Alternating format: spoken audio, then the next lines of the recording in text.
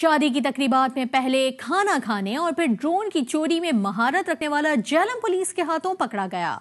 गिरफ्तारी CCTV footage की मदद से अमल में आई। मुलजिम के खिलाफ मुतअद्दिद अजला के थानों में ड्रोन कैमरे चोरी करने के मुकदमा दर्ज हैं। झेलम पुलिस की कार्रवाई शादी हॉलों से ड्रोन कैमरे चोरी करने वाला चोर गिरफ्तार तारिक महमूद गुजरांवाला का रिहायशी है, जिसका काम शादी की तकरीबात में दाखिल होकर वहां कैमरामैनों के ड्रोन कैमरे ले जाकर रफू चक्कर हो जाना था, जिस पर पंजाब के मुतअद्दिद अजला ड्रोन कैमरे चोरी करने के मुकदमात भी दर्ज हैं।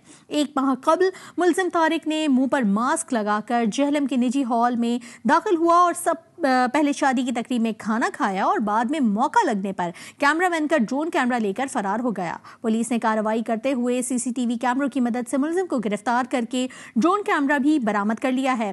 डीपीओ झेलम सैयद हमाद आबिद ने चोरी के अंधे केस का सुराग लगाने में पुलिस अफसरान और एहलकारों को तारीफी असनाद देने का भी ऐलान किया है।